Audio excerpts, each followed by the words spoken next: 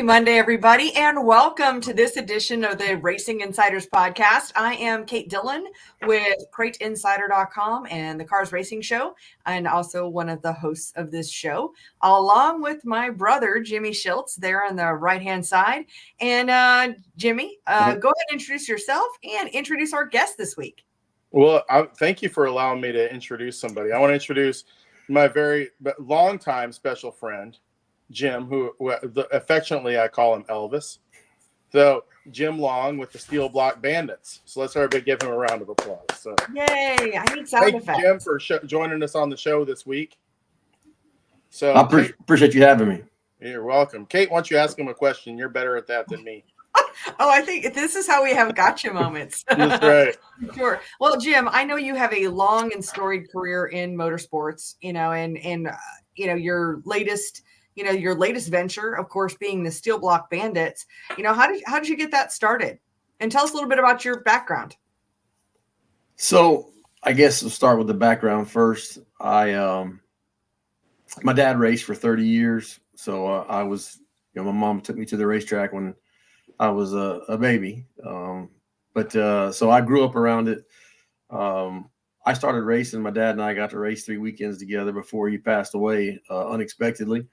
But in that time before that, I had been talked my way into a job doing PR and marketing for a NASCAR Busch Grand National race team. Tim Fedewa was the driver there. He's a rookie from Michigan, and we're still great friends to this day. So I did a little bit of that, and then I started driving, and then I realized, hey, I'm okay driver, but I'm probably a better promoter. I'm better at talking than I am at driving. And so, I won some races, but it just wasn't, my heart was there. It wasn't really into that. I really wanted to grow something. And so I started a modified tour way back when, and we grew that. We were just ahead of our time. Matter of fact, Todd Staley and I started the same time with US. Back then it was USMTS, USMS, excuse me. Now it's USMTS. But just out here in the Southeast, it just wasn't the thing. So anyway, we bounced around doing that. Owned a couple cars, and then had a chance to buy into Fayetteville Motor Speedway, and so I had that for 5 years. We did that for 5 years as a family. My late wife Dina, she got sick with cancer, and so we ended up her first year being sick was our last year there at the track.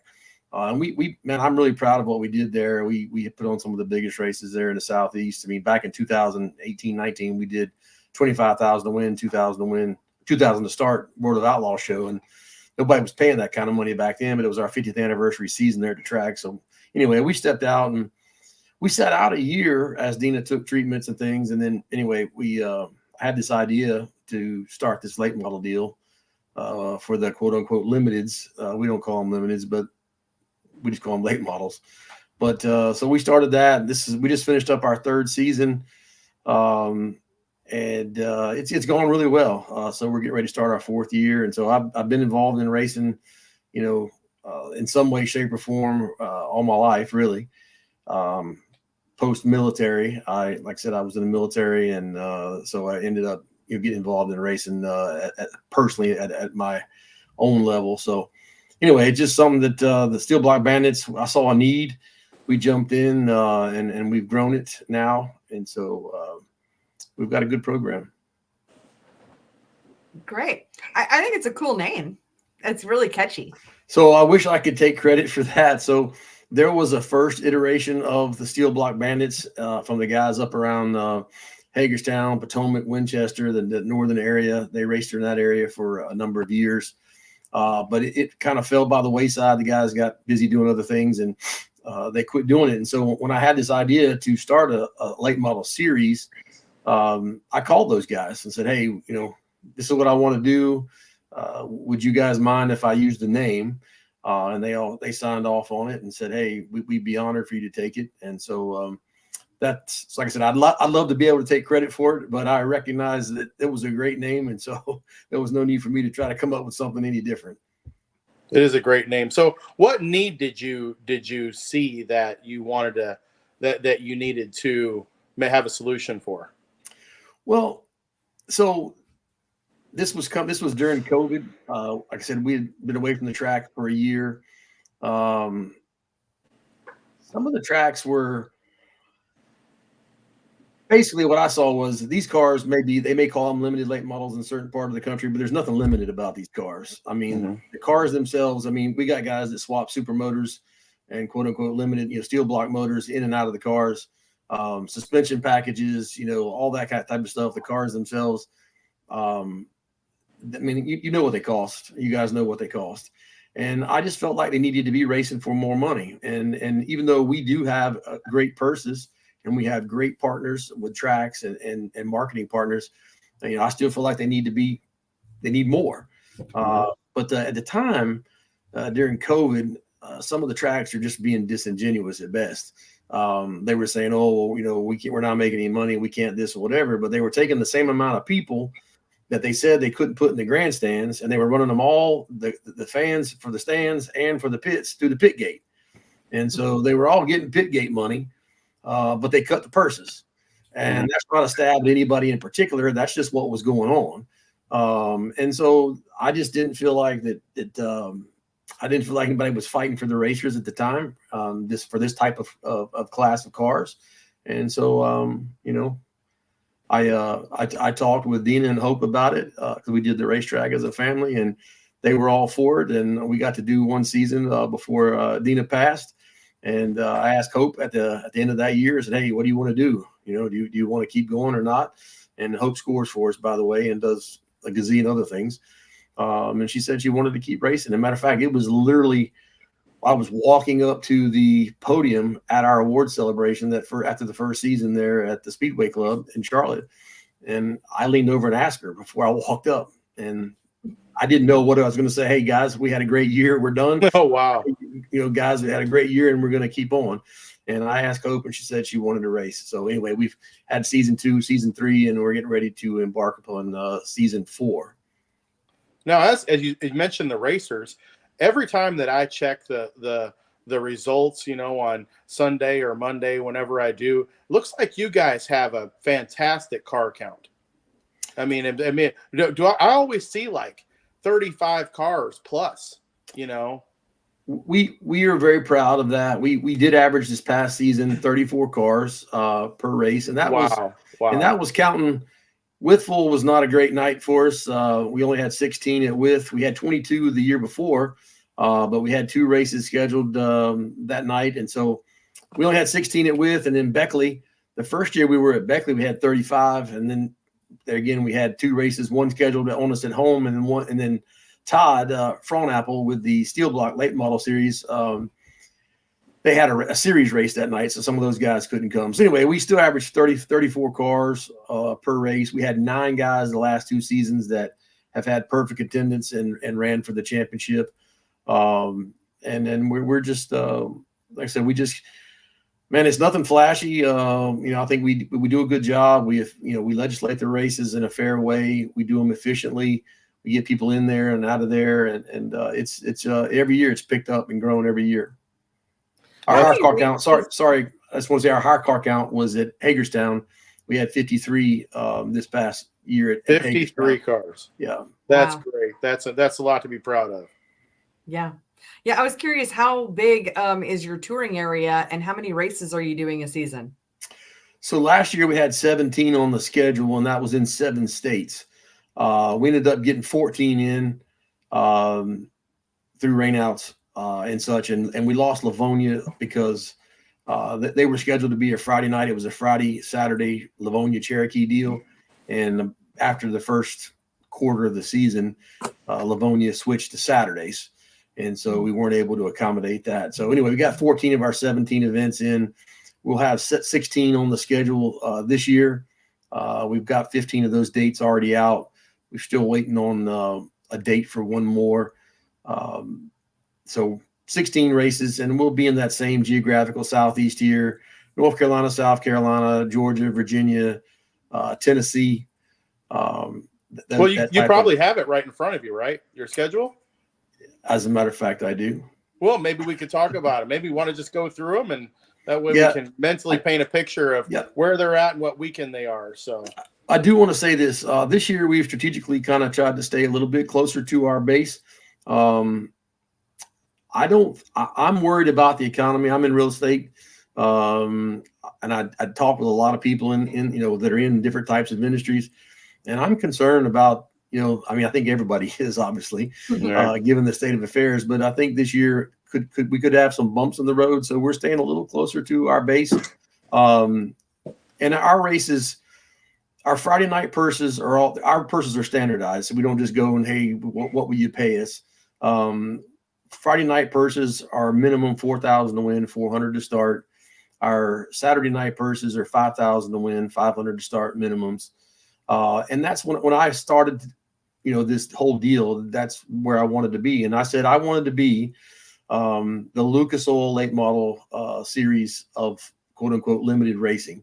And ultimately I wanted to get these purses up to where they were 10,000 to win purses. These guys race hard. They've got great equipment. They're great racers. And that's why we chose this class of cars to support. And so with that being said, we've made strides in bumping those purses up. We have great partners. And the only reason why we can do it is we make racetracks money. We've had a couple instances where our track partners have had a bad night. Sometimes a couple times that it's happened, weather related or just a bad weekend. We had one time we went to a track for the third time, rescheduled date during the season. And I've learned if you lose a date one time, maybe make a date. But if you lose it a second time, just take it off the schedule. It's hard to create hype again for a third time after you lose it twice. So, but with that being said, we're going to kick our season off. That's another thing that we do is we typically don't go to a racetrack more than once a year. We go one time once a year, typically, just so people know that, hey, the circus is coming to town and I can't miss it. If you go to a racetrack 4 or 5 times a year, there's no urgency there. You're creating no urgency amongst your fan base or the track's fan base, to come out and see you that night at that track. This year, we are visiting a couple tracks twice for scheduling purposes, and that's all part of the plan to kind of stay a little bit closer to home. But we kick off our season here in Fayetteville on March 30th. That's a Saturday night, 5,000 to win, 500 to start. And then we'll go to Sumter the following weekend. We'll start our season. We usually race once, twice a month, but we'll start our season with 3 races right to start with. March 30th, April 6th at Sumter. And that race is for $7,500 to win, $700 to start. And as I talked to you before, a lot of times people have been paying – these races pay $10,000 to win and like $500 to start. And I'm like, man, that start money, there's more people going to the racetrack and knowing that their fate's going to be that $700, or that $500 versus that, that $10,000, So we just took $2,500 off the top, cut it back, $7,500 to win, and added it down at the bottom line. So Sumter, $7,500 to win, $700 to start. Smoky Mountain, April 13th. Natural Bridge, April 27th. May 11th, we go to Cherokee. Go back to Cherokee. That's $7,500 to win, $700 to start. Then we've got our first doubleheader of the year. That's Dixieland. Have you ever been to? Either one of you ever been to Dixieland Speedway? I've not. Of course, you probably can't get there from where y'all live, but just keep driving, heading northeast in North Carolina until you hit water and Elizabeth City. And that's where Dixieland is located. Oh, okay. And they pack that place in there on Friday nights. We sell more merch up there on Friday nights than any other stop that we typically go to. The fans just don't get many big races up there. They don't see different cars. And, man, they think we're something special when we go up there. But we'll be there May 31st. And then we go to Virginia Motor Speedway on June 1st for $10,000 to win, $700 to start. We take a week off, and then we head to – this is one that I'm excited about. We always try to go somewhere every year that's historic or, people have heard about and they want to race. Last year it was Hagerstown. This year it's Talladega Short Track. Okay. Most of our guys have never seen the place, much less race there. And so we're headed down there June 15th. Then we're June 29th. We're at Lakeview, July 27th. Another new track for us. We're going to East Lincoln Speedway. we had some of our racers that live in that area and wanted us to race there. And so we're heading into there August 10th, Halifax, back to Virginia Motor Speedway, August 17th, Natural Bridge in September. That'll be the second annual Tom Bear Memorial Race. That's Booper's father, and he was a racing legend himself. That race, we're really proud and excited. That race pays $8,800 to win and $800 to start. Of course, the eights was Tom's number. Then we go to County Line October 12th for the race for the kids, and then we'll finish up our season back at Fayetteville on the 19th of October for the 10th annual Cash Money 100. That's a 100-lap race. It'll pay $10,000 plus to win, and the start money will be to be determined. So we got one more date to add in there in the Tennessee area, but that is our schedule for this season. Cool. What was the last date? What date was it? Fayetteville, October 19th. October 19th. So you basically go from the end of March to the middle of October. Yes. Which is great. I really like that. You know, you're still going to have November, December, January, February, March. You have 5 months off. We got to get back to where we got to get back in this industry where we have some downtime, not just for the racers, but for the families and for the manufacturers and the engine builders. We've got to get back to where we're not racing year round. It's not sustainable in my opinion. I agree, but that's my opinion. You and I have talked about it. I don't think it's sustainable to find people that want to go up and down the road for 11 months out of the year, because there's no way that you can have a family or even a girlfriend or a boyfriend or whatever, if you're whatever that go. Yeah, I mean, like Kate could go up and down the road, so trying to get people that want to do that is really hard to do. So that's really neat. I'm really glad to see that you have a sustainable schedule that your guys are going to follow, and that's probably a big reason why you have such a big car count and you have a lot of guys that are following every race. Yeah, we do some neat things. Our Rookie of the Year program pays $3,000 to win. We pay 3 spots in the Rookie of the Year program. Our points pay $10,000 to win. We pay 10 spots in that. I think 10th place still gets $1,000.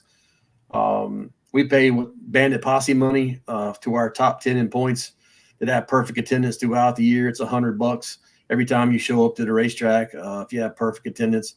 And $100 is not a lot of money, but we're the only regional series that's doing that, at our level. But the guys, they really appreciate that. That $100 extra. The points man gets an extra $100 courtesy of Gen 3 Performance Imaging, Joseph Swan. So every time the points leader gets there, shows up to a race, he's guaranteed $200 before he ever starts. So it's we just pay extra every chance we get. We pay $100 here, $100 there, $200 here. Brian Sullivan has done a pole award of $200 for the first 3 years of our series in honor of his brother, Ricky Sullivan Jr., who passed away. So we've got some great marketing partners, and we just keep digging. It's very racer friendly. I'm a racer at heart. I'm a race fan at heart, and so I do what I can. I don't live out of the series. That's not how I make my living, and so we just try to put it back in the hands of the racers. That's exciting. And we've got a couple of people with comments here, and anybody who's watching us live, feel free to drop any comments or questions into wherever you're watching, and we'll see it and be able to put it up on the screen. I do have to call out here for Scott, who always is our first commenter. So Scott from California says, happy Monday from way out west. And I see Dave Hammond is here from Hammond Motorsports. He says, glad to see you got home okay, Kate, and hello, Jim and Jimmy. For anybody who's so anybody's not on my Facebook, I was just in Iowa for the weekend for Race Logic chassis schools, and I think I'm still trying to warm up from that. It's the coldest. Yes, it was so cold there. And let's see. Darren's here. He says, we just came back from the Winter Nationals in Yuma. The racing doesn't stop out west. Yeah. Mm-hmm. And Luke is here. He says, glad to see you're looking healthy, bud. Thank you, Luke. Luke's a good man. Don't let anybody tell you any different. He's a little funny looking, but he's a good dude. I love him to death. We're all a little funny looking, aren't we? Well, yeah, we are. Yeah, I don't know. Maybe not Kate. You do know the real reason. You do know the real reason I got into racing, right, Jimmy? No. No, please tell us. I was a failed decal guy, so I was not talented enough decal guy, so that's why I figured I'd do some racing. I don't know. I can attest to that. I know how that feels. So you can never. But hey, so speaking back to the racing series, you have some big news, right? Yes, we have lots of great news and big news, but the one that's on the top of my mind is back at the PRI show in early December. We announced a new title sponsor for the series, and that's Vision Wheel out of Decatur, Alabama. We're just excited as we can be to have those folks on board and be able to promote their brand. We had a little program we did with them last year, and got back at the end of the season, and hey, they were looking to expand, and so we're looking forward to working with them this year to do some neat things for the racers and stay in tune. We're gonna do some stuff for some fans. We always want to give money to the racers, but it's always cool to help the promoters put people in the grandstands. If you're going to give away a big screen TV or have a couple cash prize giveaways for drawings for fans, people to show up. So we're always wanting to make sure we can put some fans in the stands. But man, Vision Wheel is a global brand. They are involved in off-road racing, and they make wheels for all types of racing: UTVs, ATVs, passenger cars, trucks. I got a new set of wheels coming for one of my dualies, so we're excited about that. But great company, true blue American success story. I mean, they just built this company from nothing, one man. And so we're excited to partner with them, and just can't wait to get started, really. Well, I'm going to look right now and see if I can find a set of wheels. I promise you. It's visionwheel.com. I just looked it up. And we have another comment here that I'm going to agree with Steve Maynard from Burner Technologies. He says, Jim has the best popcorn. Jim, you definitely have the best popcorn. Go into and for anybody who's listening and watching, we were at the Cars Racing Show 2 weeks ago, and Jim always brings his popcorn machine. And I love popcorn. It's like the best food on the planet. And Jim has the best popcorn. We should try to put Jim somehow next to the Pickle Man. Popcorn. Can you imagine the popcorn and pickles? You know what I mean? Yeah. Maybe we just rename the show Popcorn and Pickles. Did you have any of those pickles? I did not. Oh my gosh, they're fantastic. I got the mustard ones, the like, I guess a honey mustard pickle. I don't know, whatever. They're phenomenal. Speaking of pickles, I will tell you this: if you ever want to do something just off the wall for New Year's, Mount Olive, North Carolina. I try to support our great state, Mount Olive, North Carolina, home to Mount Olive pickles.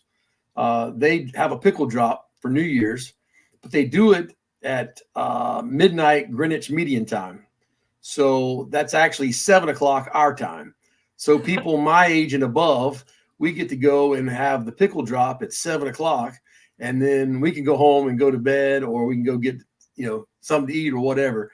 But that all takes place over there at the University of Mount Olive, over in Mount Olive. So there you go. There's your little tip, your little tourism. That's cool tidbit. Now over there in near Tri-County, I don't know if Ray Cook watches this, but I mean, maybe it's Brass Time. Don't they do like the possum thing or something? The possum drop. It's like something with an animal of some kind. They used to. Maybe we'll have a commenter that'll come in and tell us about it. Somebody's going to have to help us out on that. Yeah. I know here in Eastover where I live, they do the flea drop. Oh, okay.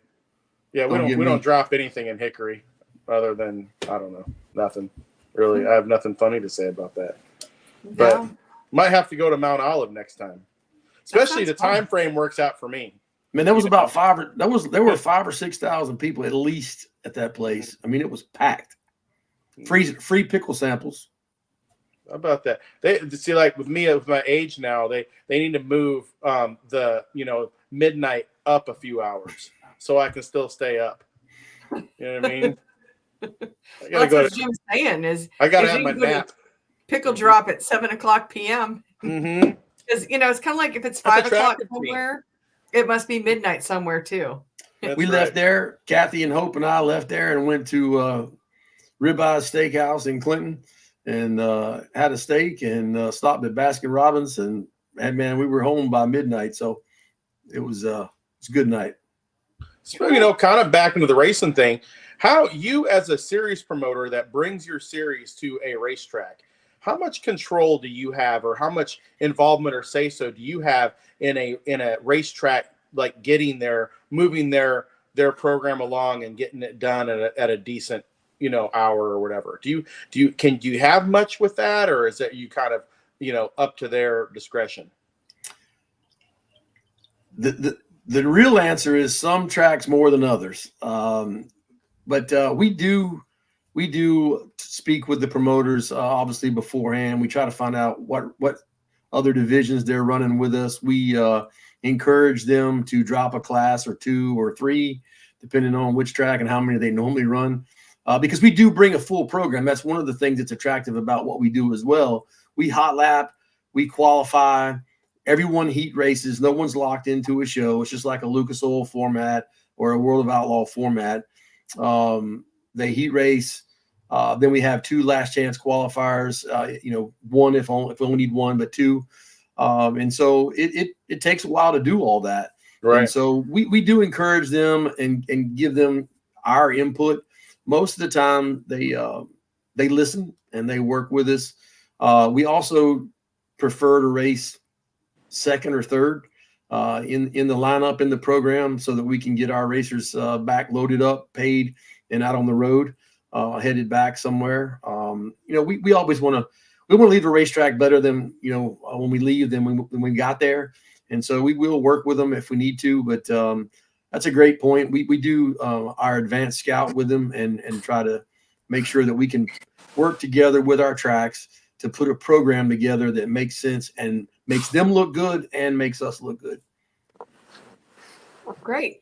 I got a couple more comments here from Steel Block Bandits Dirt Lay Model Challenge. We have all the snacks, is what it says. Yeah, we did. We did visit the concession stand. I do want to say that we did visit the concession stand multiple times while we were there. But we had some pizza and some donuts and some different things that we brought in and shared with our neighbors. We did share with our neighbors. Yeah, Dad told me about that. He saw somebody walk in with a pizza box that was like 3 foot in diameter or something. Well, that had to have been you, right? That was us. We found out little place over there not far from y'all, the Tony's Pizza. Okay. And man, it's great pizza, and it's 2 foot. It's 24 inches. So how about that? Yeah, we're guilty. Oh, that's cool. That's cool. But we did spend money there with the convention center. That's right. We're okay with that. Well, no, it's fine. Now, another comment here. I see David Mitchell. Of course, I know David, and he says Fayetteville Motor Speedway is ready, and he's your successor over there at he and his group, I believe, bought Fayetteville Motor Speedway, and obviously you guys get along because you're having races there. So. Yeah, it was good to see Dave at the show. He and Shay came out, and Dave, like myself, has had some health issues, and good to see Dave looking better and feeling stronger and sounding stronger. And so I know that he's taking this time, like I am, to work on getting our health better, so that we can be as effective as we need to be there in our different arenas. But they've done a good job at the place. They've got things rolling there, and so we look forward to kicking the season off with them there into March. Yeah, like it begins there and ends there too. Yes, I think it's very fitting. Yeah, it's our home base. It's a lot of our fans are from this area. That's one thing I will say. We do travel well. We have some folks that it's not just about our racers that follow us. We're starting to get a fan base, and people hear about us being in a certain place, and they show up. So we do a lot of stuff for the kids as well. We're very kid friendly. We those little placards. I don't know if you saw the little Steel Block Bandit placards in our booth, but we give those away and take pictures of the kids and post them. And we've got America's Most Wanted posters with our perfect attendance guys. We make those up, and we do autograph sessions at every event during intermission or either before the event, whichever works best for the program. But we take time, and we're intentional about that, and make sure that it's mandatory participation. We don't usually have a whole lot of problems with guys choosing not to participate, but it is mandatory. And so that's man, we've got to do more. Yeah, it's racing. It is about the racing, but it's entertainment. What we're doing is entertainment. And if we don't bring up these young people and create new fans, bring the drag racers and the import tuners and all those folks into what we're doing, we don't have a very bright future. I agree. Who's your most popular driver? Man, I don't know. We've had some, of course, your boy Willie Milliken. Willie traveled with us, and Willie was popular both ways. Ones that loved him and ones that hated him. But I think there's a whole lot more that loved him. But the Wild Child, it's a great name, great nickname. But right. Willie raced with us quite regularly. Of course, he went on to do great things and capture championship this past year with the Ultimate Series. Dustin Mitchell, has come in and out of the series. Tyler Bear is a fan favorite. Derek Quaid from Maryland. Derek is a good one. The first state flyer, Robbie Emery from Delaware, who runs with us. Man, we've got a bunch of them. Jeff Parsons is new. He was our Rookie of the Year this year. But man, we've got a bunch of them. I can't say who's. Speaking of Jeff, there I just see a comment pop up on the screen there. That's perfect timing.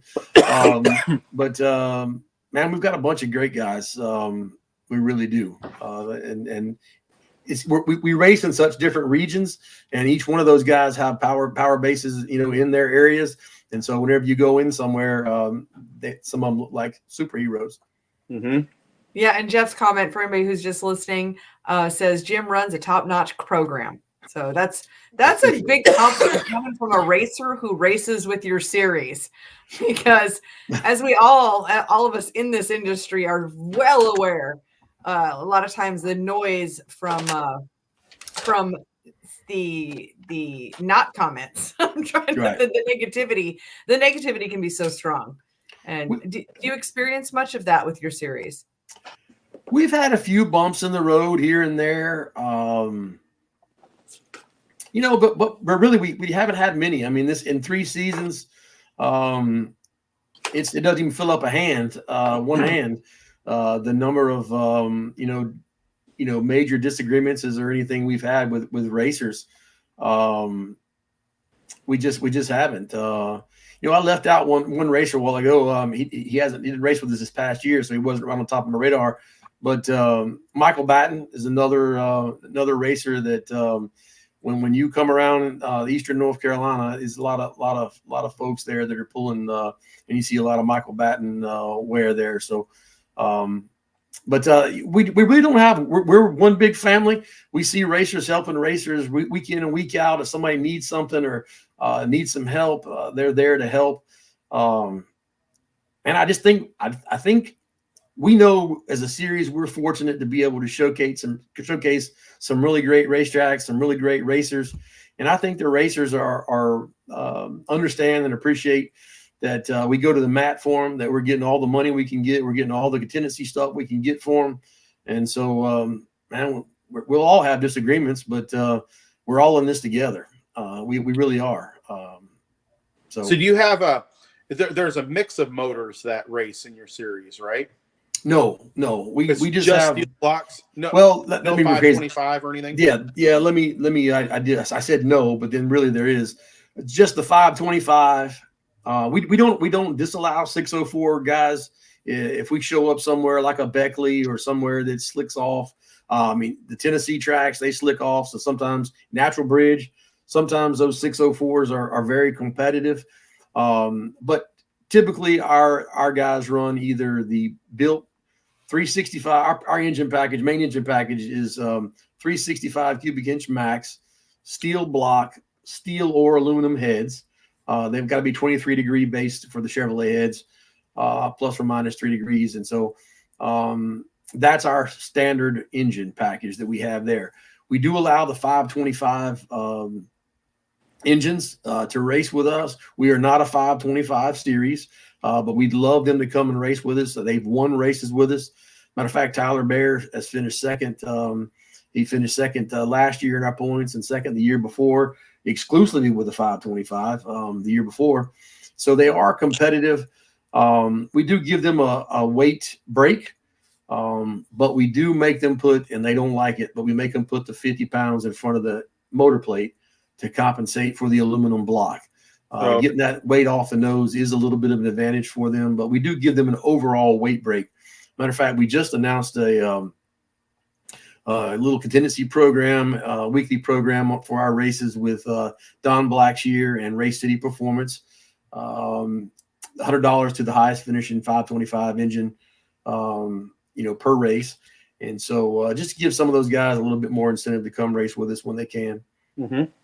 But those are the two major. We do, like I said, there are 604s. Matter of fact, our Cash Money 100 race we had at Natural Bridge the other year, 10,000 to win. The top two positions were 604 crate cars. Just of course they're good up there. Justin Williams and Little Thuggy, Logan Roberson. So those were the top two cars there. So they can compete at certain racetracks. Right.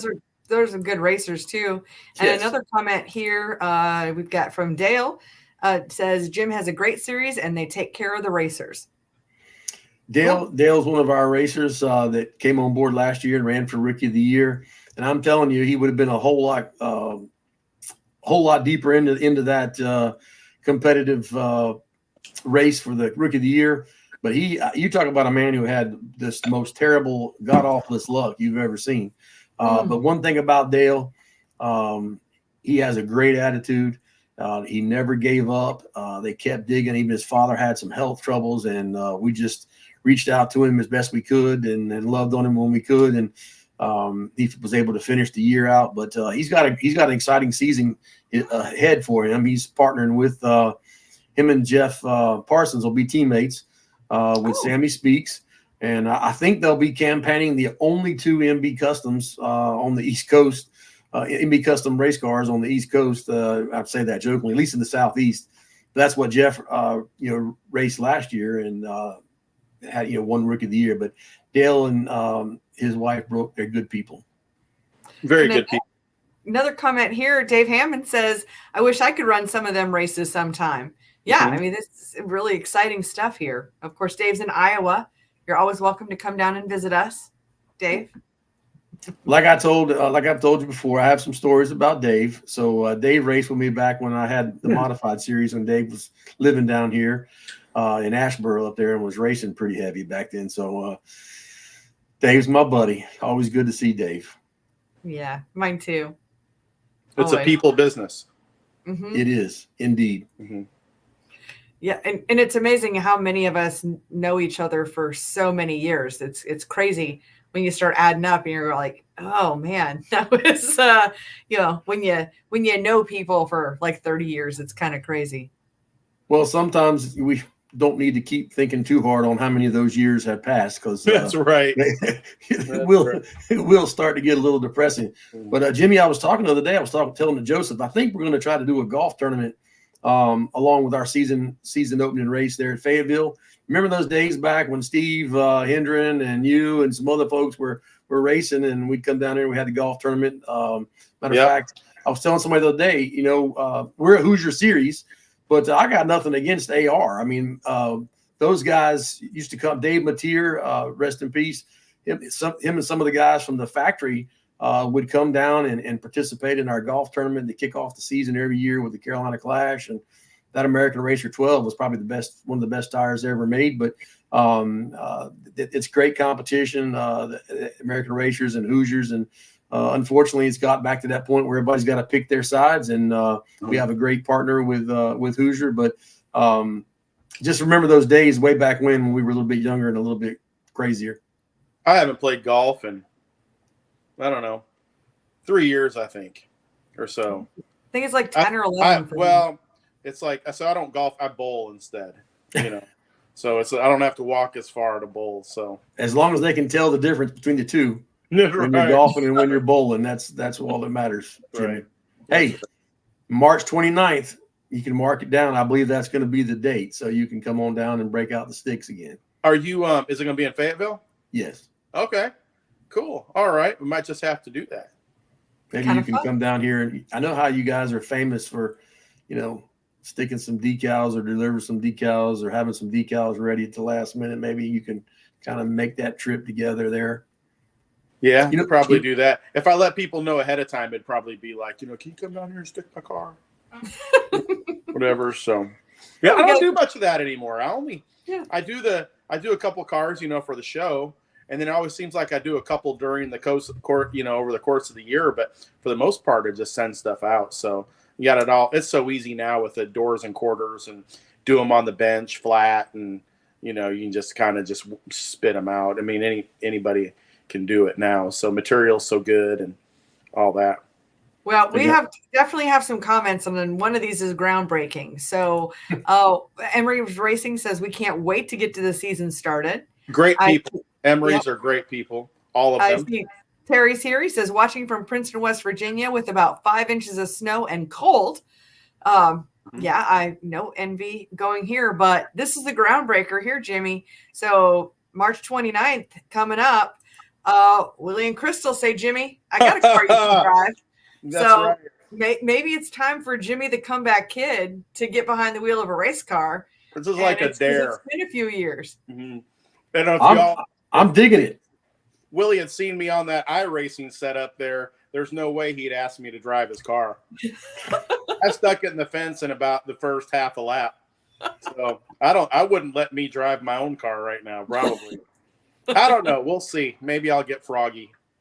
I think that's a little more difficult. I find myself that the video games are more difficult than driving the real thing.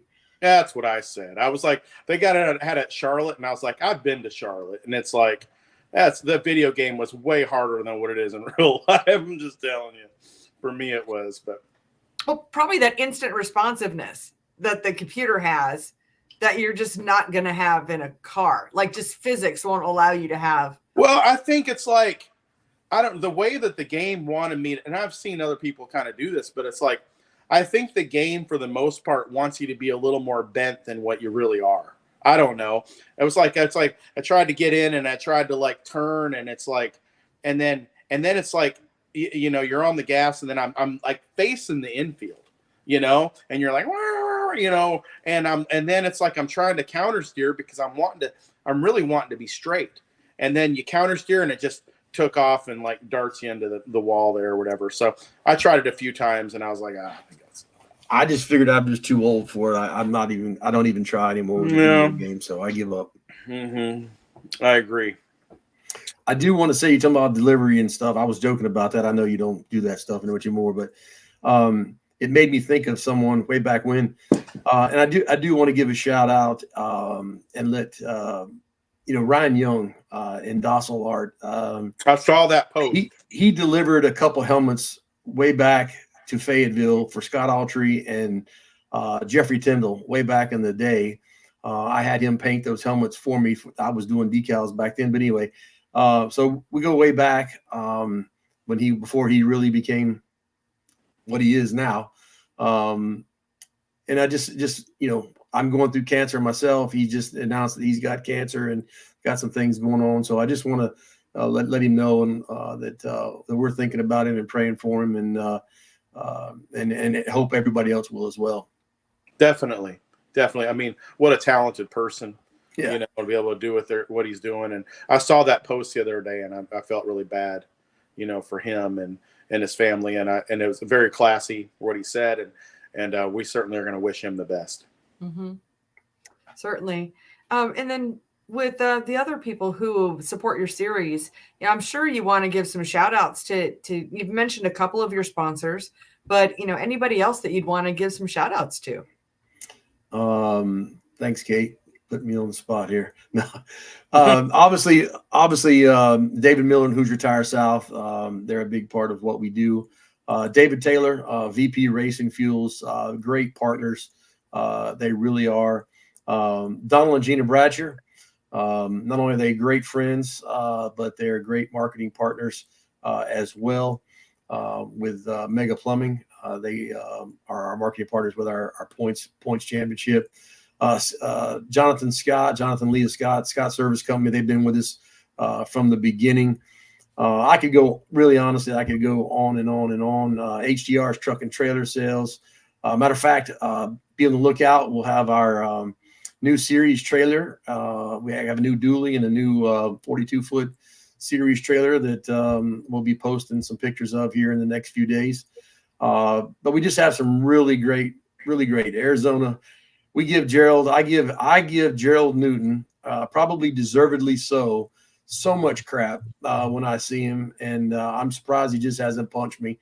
But I just love picking on Gerald, and he gives it right back in typical Gerald way. But Arizona Sports Shirts, Gerald and Wayne Childers with New Point Lighting Design, they are our marketing partners with our Rookie of the Year program. They allow us to pay out right at $5,000 for 3 spots in our Rookie of the Year program, and so that's something unique for us.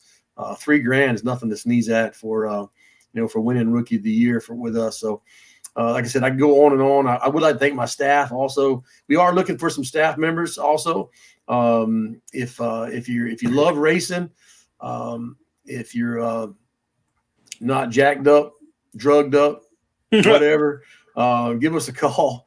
Send us a message. We're looking for some staff, but I've got some great staff folks. Of course, my daughter Hope, the OG original Sasquatch, Boom City Sasquatch, Joseph Swan.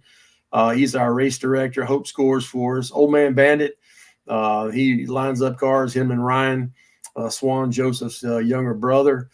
JD Gunther helps us. Joey Chapman, even with the Carolina Clash, Joey comes and texts with us some. We've got some just some great folks that help us. Kathy, my girlfriend, she is the merch queen. We've got that's another thing that we do. We've got a 24-foot merch trailer, double window merch trailer that we drag along to each event, and so that we can sell merch out of. And Kathy does a great job with that, and just keeping me from strangling somebody, sometimes as well, keep me calm down. So I appreciate her. But if you are looking to get out on the road, 16 events, we are looking for some help. So we'd love to have you come on board with us. Well, it sounds like you really have an amazing team. And, that building a team is not the easiest thing to do in the world, for sure. Did you pick up some of those tips, like leadership tips from being in the military or where, how did you become such a good leader? Well, I'd like to think I have. If you talk to my staff, they'll tell you no, that I'm, not at all. But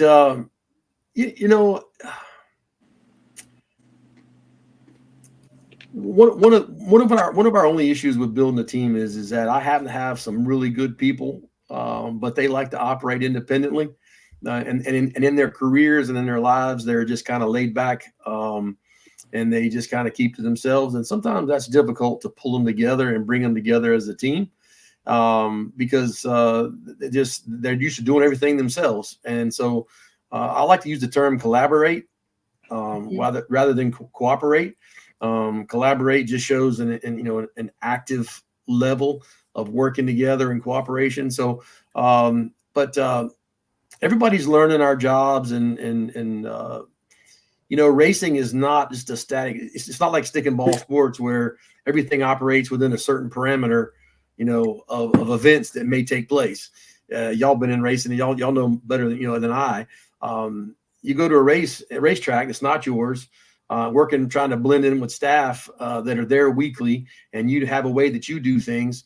And you throw in weather and different events and lateness and whatever, or catastrophic things, whatever. You're just always overcoming something, and you can't have a contingency plan for everything. Sometimes you just got to wing it. And so I've got good people, and we're learning that, and we're gelling together. And I think our 4th season coming up here, you're going to see us really hit our stride. Yeah, I mean, that's a great answer. And I'm sure ego. There's probably a little bit of ego clashing that can happen a little bit sometimes, maybe. Yeah, I mean, we all like to think that we're good at what we do, but I'll be honest with you, I don't even, a lot of times I don't even see the races. I stay over in the trailer, in the pits, with our headquarters trailer, and I make sure the lineups get posted. And we have one of Elon Musk's Starlink systems, And so we have that set up on the trailer. And so Hope sends lineups down. We print them there in the trailer and we get them posted. And I'm just there trying to coordinate and make sure stuff gets done and if anybody has any questions and that kind of stuff. But I try to really just empower them and let them do what they need to do. And they've shown that I can trust them. And so as you know, that's just all you ask as a leader, as your folks can show that they can be trusted and they put forth that effort and show they can get it done. Matter of fact, with my health, I missed 3 out of the last 4 races of the season, with my health situation. And so they did a great job, and I'm proud of them, and I appreciate them. I can't ever pay them as much as they're worth, but that's one great thing with our new partnership with Vision Wheel is that I'll be able to better take care of the people that make this stuff happen. And we're going to invest in some different merch, some more interactive things with the racetracks. The technical side of things, guys, and y'all know just look at the last 24 hours, all the uproar about the shocks and stuff that's come out or whatever. But the technical side of stuff is where we still struggle. Because you have engines and you have suspension stuff. Mm-hmm. And really you need 2 people because usually a suspension guy doesn't know a whole lot about the engine side and vice versa. And so as we're on the road and we cover such a big footprint, so if we have some folks out there that are gifted in that area and aren't biased one way or the other with, that's the other thing. People are fans of this one or that one or whatever. And so I think I've learned more about suspensions and I've asked probably Steve Maynard's probably tired of me texting him, hey, can you send me a picture of this? Right? Can you send me a picture of that or whatever? So, but man, these guys are always trying to figure out how to go fast and try to get around the rules and work in the gray area. And that's their full-time jobs. I mean, that's all they focus on. Mm-hmm. I'm trying to get a schedule together. I'm trying to get an itinerary, travel itinerary, trying to get hotels, trying to do this, trying to do that. So we're always going to be behind. So. And with that, talking about your schedule and talking about having 16 races, was that your goal for like this season? Or, would you want to be racing every single weekend if tracks were calling you up saying, hey, come our way? Are you really saying, hey, you know what? I want to have a limited schedule or here's a solid schedule. Spend some time with your family every once in a while. I'm just curious. Yeah. So that's a great question. My philosophy is that you got to have balance. Last year I tried to have 16 races and I swore at your show when we released our schedule last year, I swore and I basically fussed Joseph out because he said we had 17. And I said, no, I only scheduled 16 races, but I was the idiot that somehow scheduled 17 races and couldn't count. But there's a sweet spot in there, that 14 to 16 races across that many months to where you're racing once, maybe twice a weekend, so that you can do things. If you want to race, that's fine. There's plenty of places to go race. But if mama wants to go to the beach or she wants to do this or it's your anniversary or you've got kids that are graduating or doing this or doing that or starting T-ball, there's lots of stuff that goes on outside of racing. And I just feel like if you have a balance, that life will be easier and life will be better. Plus, let's just be honest, the last several years, Kate, you know about supply chains better than both of us do. Parts were hard to come by. Turnaround times on repairs and things or whatever had been difficult. So I think that 14 to 16 race range is a good range. I try to front load our schedule for several reasons. I try to get as many races in as I can there the first several months of the year without making it too hectic the first 3 months or so. Everybody's ready to go. Everybody's excited and ready to go. Everybody's got a little bit of money. Everybody's, they hadn't had anything catastrophic happen yet. And then it also gives us time if we have some rainouts and we need to do some makeups. We have the last half of the year. And we have more dates available to do that. So I am strategic about that to try to make sure that that we do try to get as much as we can as the first half of the season. I think it's pretty cool what you're doing with like the $100 here and the $100 there. Sometimes, I mean, those you can get kind of nickeled and dimed a little bit trying to go to the racetrack. And for a team, you know, that $100 bill at least paid for most of the crew to get in. And those little things, I think, really help out. I mean, Jimmy, you can talk to that a little bit more being a racer. Oh, yeah. I mean, like I'm sitting here talking about the schedule. And here's me that like have a full-time job trying to run a business and have, you know, I had 2 kids and, you know, married and stuff like that. And there was one year I ran 26 races.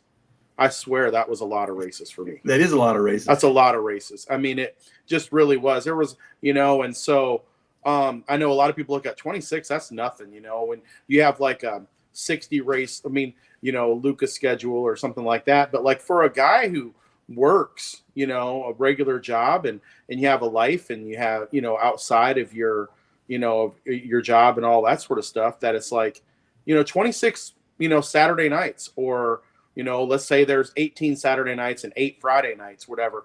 That's a lot. And you're asking your family to sacrifice a lot to do that too. And so I think that there are certainly in any industry.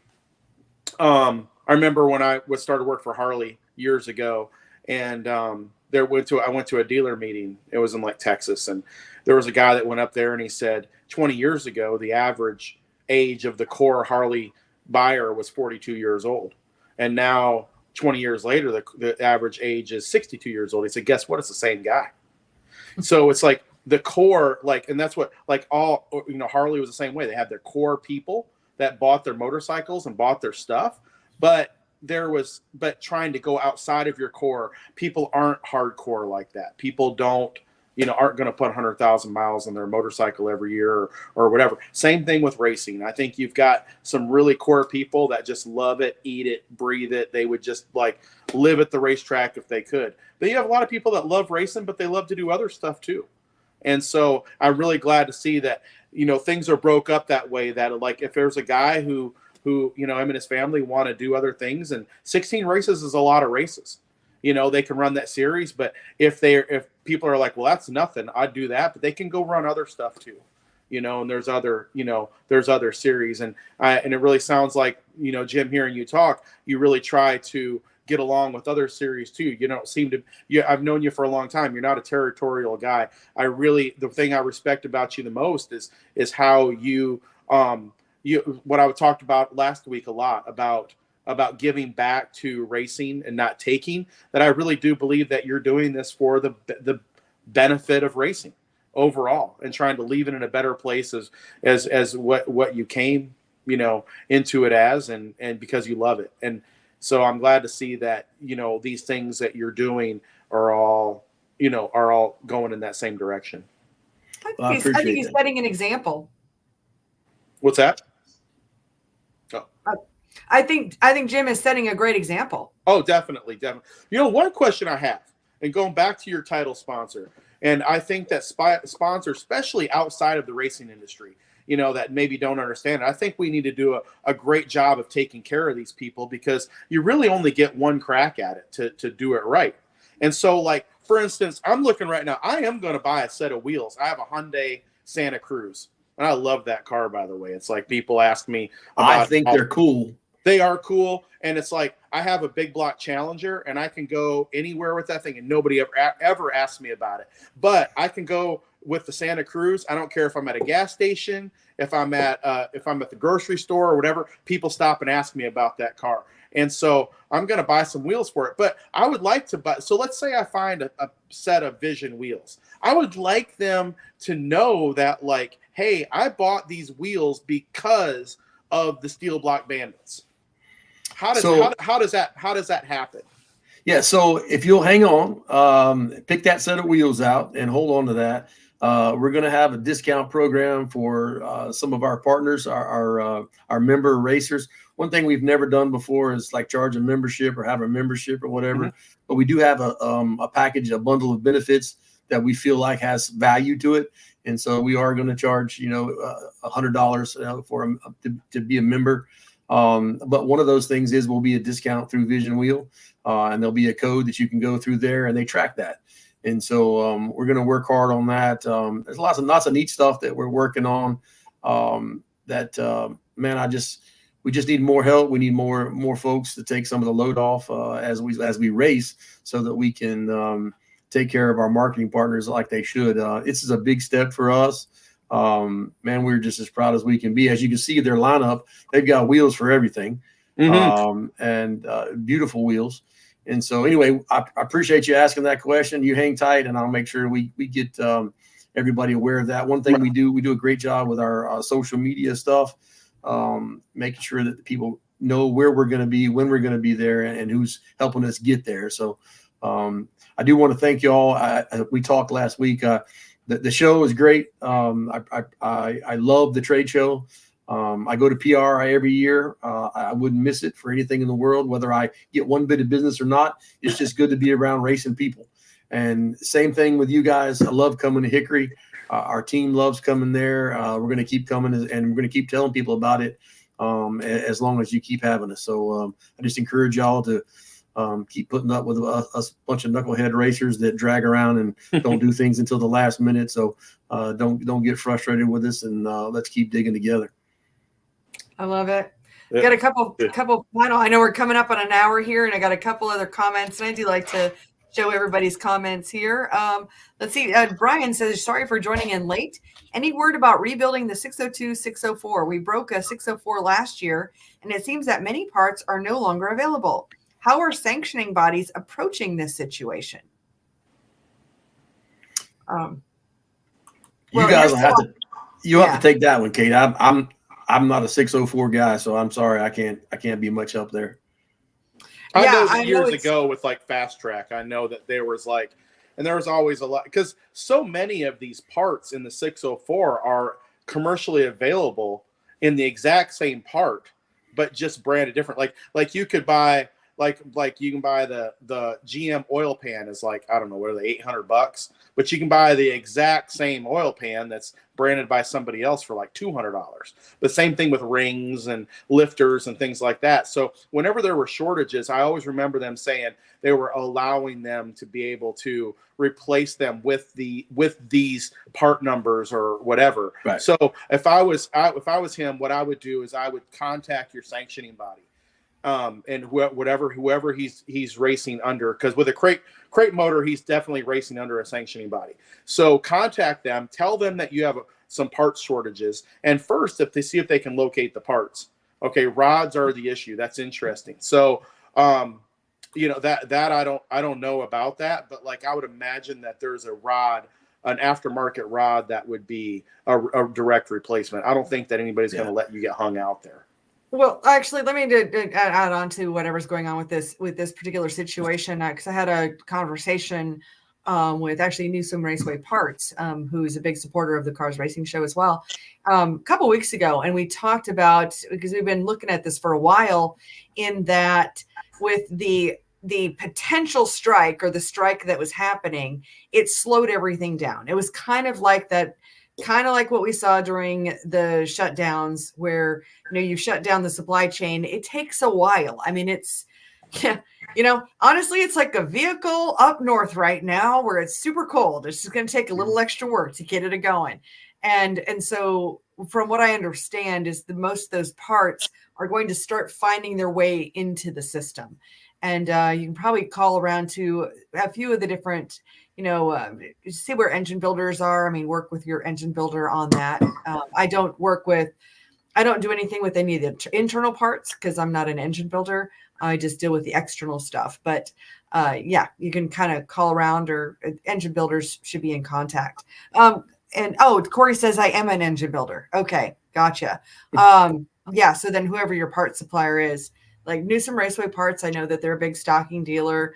I know City Chevrolet, and there's there's several out there. You could even check with like Friesen Chevrolet in Nebraska. A lot of good guys. And he says, Corey says also rods for the crates have become pricey for what they are and in poor supply. Yeah, nothing I can have any control over. But I know, like Jimmy said, some of the sanctioning bodies, they've made adjustments in the past over like either rings and different aftermarket pieces because of that, because they're exactly the same thing. And then Brian says, "Oh, call Steve." And then a couple other ones here. Donnie and Shane wanted to say hello from snowy and very cold southeast Nebraska. Are the 365 cubic inch engines wet sumps? Dry or wet. They can run either one. Good. Yeah. Which means you're going to run a dry sump. Okay. But we have some wet sump motors that are competitive. Mm-hmm. Right. Cool. And Jimmy Batten is saying, "How's it going, Jim Long Jr.?" How's it going, Jimmy? Good to see you, buddy. Yeah. It's great to. I guess we're going to kind of wrap things up. Do you have, Jimmy? Do you have any final questions, or Jim? Do you have any final thoughts? I just want to say and reiterate the conversation that I had at the PRI show, and at the Cars Trade Show, and I've had individually over the last month or so. Man, we're all in this together. This is a critical time in our sport. Everybody knows what we're up against all around us. And when I had Fayetteville as a racetrack, racetracks, hear what I'm saying. Your other racetrack in your neighborhood is not your enemy. They're not your competition. Sanctioning bodies, I'm not your enemy. You're not my enemy. I'm not your competition. You're not my competition. Our competition is the mountains, the movie theaters, the video games, the beach, the malls, the whatever. We're all in this together, and we've got to support each other. We've got to work with each other. And it's going to take all of us pulling in the same direction and creating more race fans. And then they'll gravitate to whoever has the best programs, whoever has the best parts and pieces. They'll find it, and they'll find their way there, whether it's a fan, whether it's a racer or whatever, whoever's got the best program. So just put your best foot forward, focus on you, focus on what you're doing. I'm going to focus on what I'm doing. We're just all in this together. That's the main thing I just want everybody to understand. I'll work with anybody, anywhere, anytime, on any project. I just love racing, and I'm human. We all make mistakes, but we give grace where we need it, and let's just keep digging. And let's just keep working. We all love this. We're all in this for a reason, and so let's just keep digging. That's my plea. Fantastic. And very well said. Corey follows up and says, "Looking forward to visiting your pits this year." So I think that'll be great. A couple of thank yous in the comments here. And also, Jim, let people know where they can find you, online, to connect with Steel Block Bandits. Our website, of course, the World Wide Web at banditsdirt.com. That's banditsdirt.com. And of course, the young kids, they're on all, Hope and Joseph, they'll take care of all of our socials, the Instagrams, the, Facebooks, the Twitters, whatever. We're all in those places, so you can find us. But banditsdirt.com or Steel Block Bandits Dirt Late Model Challenge on Facebook and all the other places. So I appreciate you guys having me on. I appreciate what you guys do for our sport. You guys are at very opposite ends of of our sport. But we're all, like I said, we're all in this together, and it takes every single one of us. So I respect you and I appreciate you, and look forward to working with you into the future. Well, thank you for being here, and anybody who's watching, listening, I would ask, hit that subscribe button, like button, wherever you're watching or listening from. Of course, we stream through Crate Insider's YouTube channel and Facebook, as well as the Dirt Rap Facebook channel. And I usually try to share it as well. So, or you can find us on iTunes, Google Play, anywhere where you would have podcasts. We go live on Monday nights at 7 p.m. Eastern. And then the audio for the podcast is posted the next day on Tuesday morning. Any final thoughts from you, Jimmy? I want to go to a Bandits race now. I do too. Yeah. Yeah. So I really want to see, I really want to see these guys. Jim, talked about it a lot. And it's like, that racing's so good now anyway, and I know that when you have that many cars and some of the racetracks you're going to and things like that, that's going to put on a good show. So I really want to do it. Maybe I'll go to VMS. Any of y'all just let me know. And I forgot to mention something. If Willie wants to bring me a car to VMS, I don't think I could turn that down. Well, I don't know if he'll be racing with us there or not. I hope his schedule will allow it. But I did want to mention one thing right quick. We raced at Bristol Motor Speedway last year. We were the only, us and Joe Rush, American All-Star Series, we were the only racing outside of the Cup stuff, the NASCAR stuff, to take place at Bristol last year. And it was very quiet. As a matter of fact, we raced there on Saturday. The Cup guys moved in on Tuesday. But I just want to give a shout out to my guys. I mean, we had 44 guys there. We had 2 cautions the whole time we were there racing. Once in the feature and 1 prelim. We didn't tear anything up. And I am so happy that my guys got to experience that. We knew the dirt was coming up. But I just wanted to, I forgot about that. But that was something that was on our schedule last year that we're very proud of. And we had a great race there. So I just wanted to mention that. Tyler Bear made it 3 wide down the front straightaway to take the lead and ended up winning and to be able to hold that sword and hoist it up and go down in the our top 3 to be in the media center to get that interview done. That was fantastic. It's great for our people. NASCAR, hey, dirt stuff, we're all in it together. So we help each other. So I just wanted to bring that up. Because when we're not, like it was very well said what you said. But when we get into these competitive things, who suffers? Well, the fans and the racers starts there, and then we all do. Exactly. Yeah. So it's like there's enough out there for everybody if we can, all get along. And it's really just in business and period. So I totally agree with that. Awesome. Well, thanks you guys. Have a great night. Thank you. Thank you guys. Appreciate you. All right. Sign Have off, a great night. and you can hang out for just a second, but I'm going to end us up. So see you guys, and for all the viewers, we'll see you next week.